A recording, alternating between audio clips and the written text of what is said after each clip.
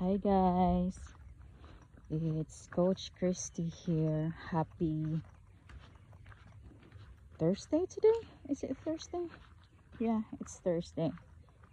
It's a very cloudy day. It's been raining for the last 1 month.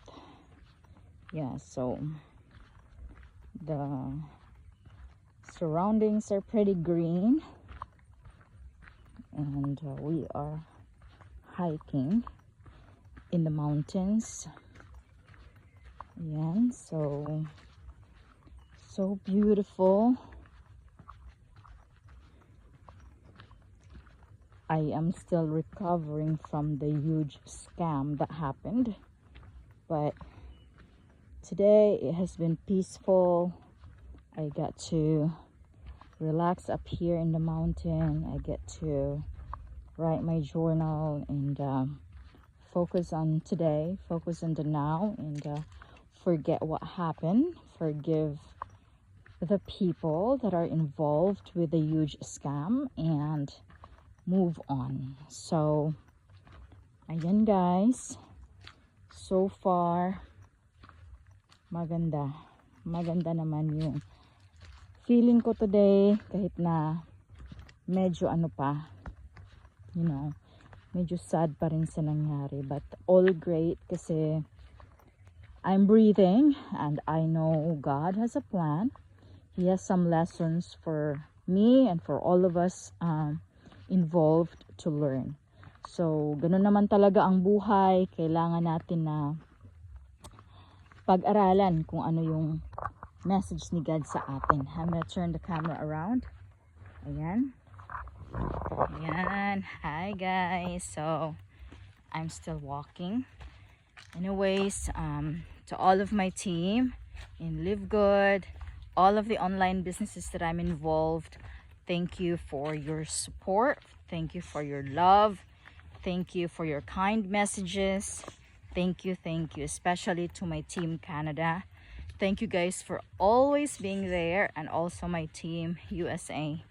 Thank you guys so much. Even though I'm here in the Philippines already, you guys are still in contact with me, and you guys are still, we're still connected with our online businesses, and we're still going to work together moving forward. So walang iwanan, walang sukuan, keep going. So ayan, look at my view guys. You see how beautiful this is. So this is where I want to be in my retirement. So ayan, walang tao, walang tao dito guys. Yung hat ko lang yung nandun sa tuktok, yun lang yun. So we are going through the path on the other side, kasi dalawa yung path papunta dito, and both paths are like 1 kilometer away from the highway. So malayo siya. We can access this by motorcycle at the top, and down at the bottom we can access it with a truck but not a car, and on the other side only by foot. So we cannot access the other path. There's 3 paths to get here. So hopefully this place will get developed in the future and we will have more residents here. But as of now, ako lang talaga, kasi nung dati yung lola ko lang tsaka yung kapitbahay niya yung nakatira doon, but they abandoned the place when my uncles and aunts started getting married and having a family of their own. So ako, ewan ko ba't gusto ko dito.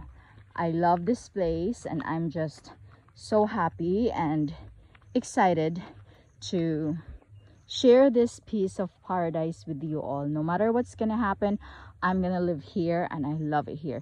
Thank you guys so much for watching. Coach Christy here. Ayan. Kita nyo, may mga nag-uuling dito. Yan, kita nyo yan. So, ayan. So, yung mga tao dito nag-uuling din for source of income. So, bye guys. I hope you enjoy watching this video. You have a wonderful, wonderful time wherever you are watching in the globe. Bye for now.